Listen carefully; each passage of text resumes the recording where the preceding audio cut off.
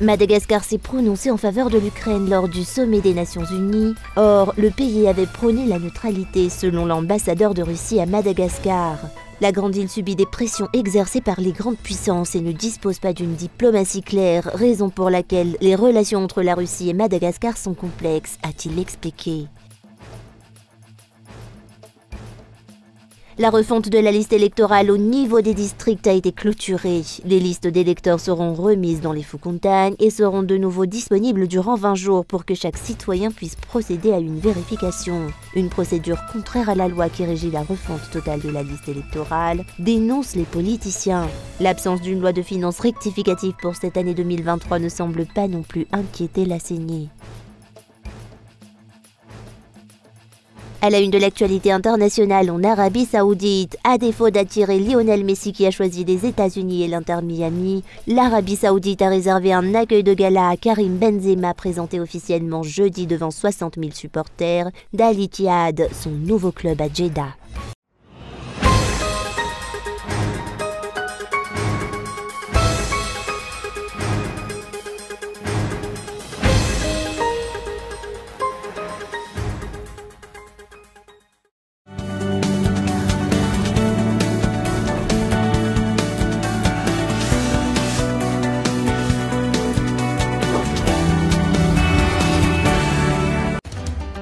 Sa stara devolutra watsika Star Tour Tana 2022 ny faraka amin'ny roapolo hatramin'ny fahadimy amin'ny roapolo ny volana jona ao amin'ny Coliseum manomboka amin'ny roa tolakandro ho hitantsika amin'izany ny talata mandritra ny fetin'ny mozika fampisehoana miaraka amin'ny Elidio Wada Songs ary Tansmen ny alarobia miaraka amin'ny Joanna sy Princio ny alakamisy Nael sy Missy Saïda ny zoma Arion Jo sy Mad Max ny asabotsy dimy amin'ny roapolo volana jona kosa Seo Goavana miaraka amin'ny Samuel Dalvis ary Stéphanie isanandro dia isy ireo animation podium kilalao isan-karazany ry Jeux Kermesse izay azahoana loka BDB miaraka amin'ny Taxi Baron ambiance DJ miaraka amin'ny DJ CMC sy DJ Fritty asa dinoina ary Star Tour Tana 2022 ao amin'ny Coliseum ny faraka amin'ny roapolo hatramin'ny fahadimy amin'ny roapolo ny volana jona tsy misy vidim-pidirana sécurité azo antoka.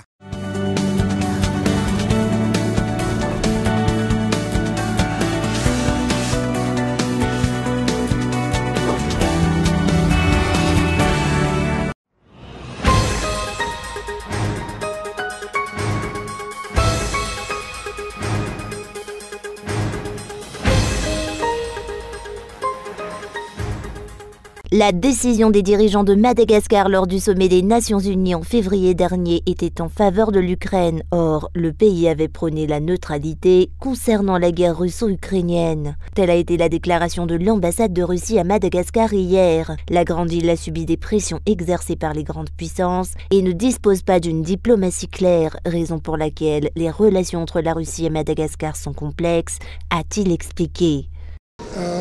Конечно, мы были разочарованы, поскольку nous sommes déçus par ce vote parce que ce vote ne s'inscrit pas dans la position de neutralité de Madagascar, d'autant plus que Madagascar a soutenu une résolution complètement ukrainienne, pro-occidentale, qui ne contribue pas à la résolution du conflit. Cette résolution n'est qu'un ultimatum et nous espérons vraiment que Madagascar va comprendre ce qui se passe actuellement en Ukraine. Ce qui se passe, c'est l'affrontement et la confrontation entre la Russie et les pays occidentaux. En dépit de la situation qui prévaut à Madagascar, la Russie se dit prête à améliorer les relations avec la grande île et reste ouverte aux échanges commerciaux, dont un probable approvisionnement en carburant. En ce sens, la Russie attend que l'État malgache en prenne conscience, selon l'ambassadeur de Russie à Madagascar, dans le cadre des élections qui se tiendront prochainement dans la grande île. En cette année électorale, la Russie ne soutiendra aucun candidat, aucune forme d'ingérence de la part de la Russie ne sera observée, a-t-il expliqué. Oui, et dans ce contexte-là, nous voyons avec une grande attestation les déclarations des dirigeants malgaches qui disent qu'il faut maintenir et développer nos relations. J'ai déjà répondu à cette question et je voudrais me répéter. La Russie n'a jamais interféré dans les affaires internes d'aucun pays et la Russie ne le fera jamais à l'avenir. Nous ne soutenons aucun candidat et le peuple malgache doit décider lui-même, sans aucune ingérence extérieure. Et j'espère que ce choix va contribuer au développement et au renforcement de la démocratie. La célébration de la journée de la Russie dans le cadre de la fête nationale de ce pays qui célèbre ses 33 ans de souveraineté s'est tenue hier. Une occasion pour l'ambassadeur de la Russie à Madagascar de lancer un appel à la participation du pays au sommet Russie-Afrique qui se tiendra ce mois de juin à Saint-Pétersbourg.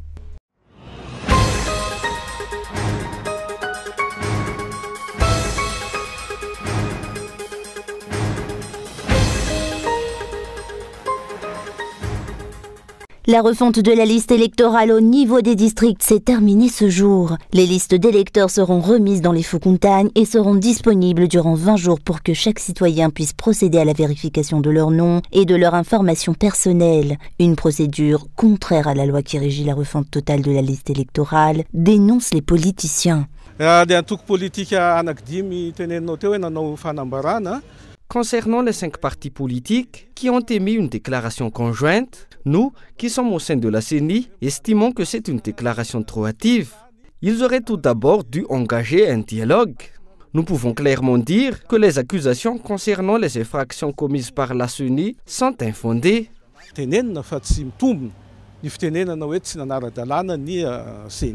Telles a été les explications fournies par le président de la CENI, interrogé concernant la déclaration des 5 partis politiques qui ont émis une déclaration conjointe hier concernant une violation des lois commises dans le cadre de la refonte totale de la liste électorale. La CENI ne se sent nullement visée, encore moins concernée par cette déclaration conjointe, en dépit du fait que les 5 partis politiques avaient clairement indiqué que la refonte totale de la liste électorale initiée par la Commission électorale nationale indépendante a été faite en violation des lois sur les élections. En 20 jours, les citoyens devront de nouveau vérifier leur nom et leurs informations personnelles dans la liste électorale disponible dans chaque Foukontagne. Des doutes concernant la tenue d'élections libres et transparentes reconnues par tous persistent face au mode opératoire de la CENI dans le cadre de l'élaboration de la liste électorale, notamment les opérations de jugement supplétif dont aucun détail clair n'a encore été transmis par la CENI. Nous rentrons dans les détails mardi prochain. C'est préférable. Des invitations ont déjà été envoyées. L'absence d'une loi de finances rectificative pour cette année 2023 ne semble pas non plus inquiéter la CENI. Or, la rectification du budget alloué à la CENI pour la mise en œuvre des élections présidentielles dépendait de cette LFR.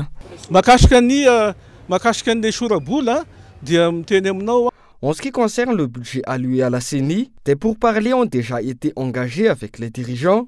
Nous nous sommes aussi déjà entretenus avec la communauté internationale. Selon le rapport transmis suite à la clôture de la liste électorale, le district d'Intimjan compte actuellement 326 040 électeurs inscrits. Dans leur déclaration conjointe hier, 5 partis politiques, dont le parti Impelamano Politique, le HVM, le MFM, le parti Malagas Mialamieng et le MTS, avaient souligné l'obstination et la persistance de l'exécutif et de la CENI à prendre des dispositions contraires à la loi, ainsi que l'absence d'une garantie sur la transparence du mécanisme de refonte et du financement nécessaire pour l'organisation des élections cette année.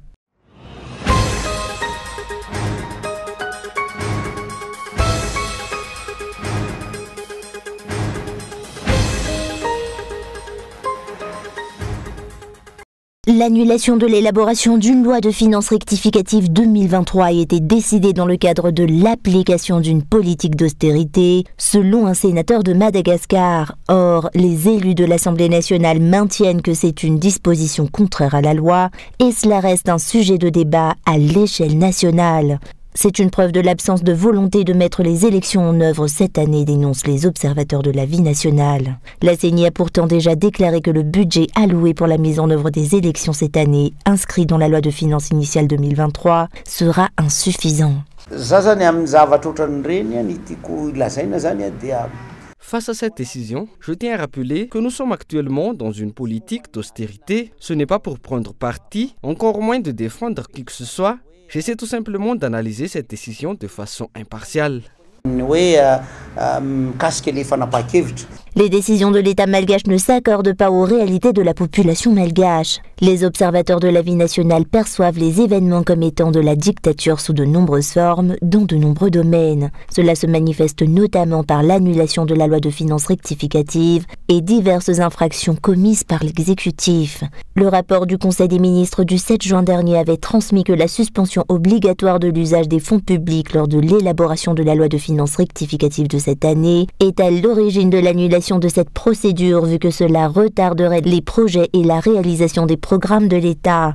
La question se pose de savoir pourquoi l'État ne démontre de l'empressement à réaliser ces projets que maintenant, se permettant ainsi d'enfreindre la loi. Les citoyens, quant à eux, ne perçoivent pas encore une once d'application d'une politique d'austérité dans le pays et ne demandent qu'à le constater.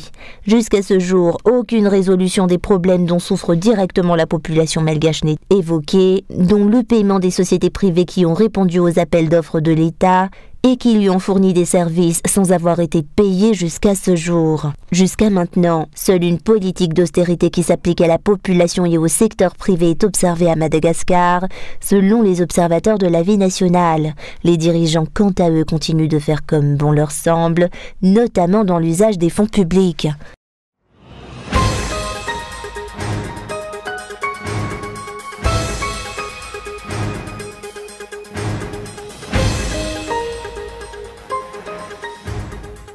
L'empressement du régime actuel a instauré une 24e région à Madagascar dont le district de Marouantseach et Mananaravaratcha ne s'accordent définitivement pas avec les besoins d'urgence de la région à Nalanzroof, dénonce la population locale. Le redressement de la filière vanille qui a été détruite par le régime actuel font office de priorité, ont-ils déclaré. À quelques mois de la fin de mandat du président de la République, les habitants ne souhaitent plus entendre des promesses. Ils se disent là des belles paroles, des façades et des futilités du régime. La population de la région à Nalanzroof souffre actuellement de nombreux problèmes. Or, les domaines concernés n'ont même pas été considérés, ont-ils déploré. Ils ne font toujours pas office de priorité, notamment la réhabilitation des routes et le redressement de la filière vanille. Le président de la République avait déclaré le 3 juin dernier que Madagascar comptera bientôt une nouvelle région formée par le district de Marouantseach et de Mananaravaratcha. Si la population malgache attendait l'instauration d'une décentralisation effective dans le pays, elle ne recevra donc qu'une région de plus, la 24e région de Madagascar. Une démarche superficielle, dénoncent les observateurs de la vie nationale vu que les collectivités territoriales décentralisées ne bénéficient pas encore des pleins pouvoirs et des moyens nécessaires pour développer les communes, les districts et les régions de la Grande Île selon les explications reçues.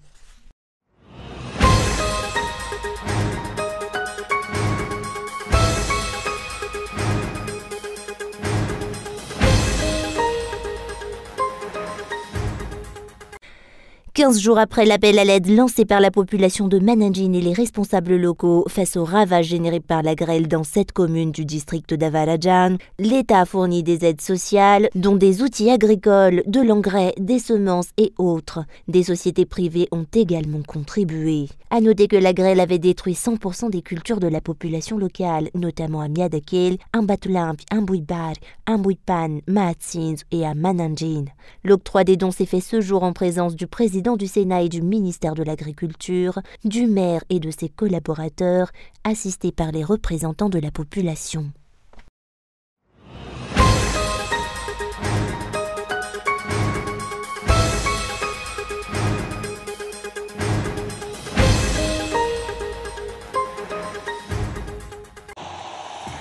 Karim Benzema en jaune et noir, ses nouvelles couleurs, celles du Al Ittihad à Jeddah.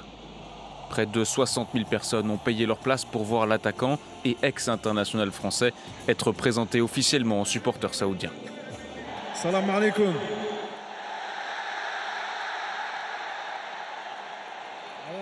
Je veux vous dire merci beaucoup. J'espère, si Dieu le veut, que nous allons faire de grandes choses. Feux d'artifice, spectacle son et lumière au stade du roi Abdallah, autographe, Al Ittihad a fait les choses en grand pour sa nouvelle recrue star.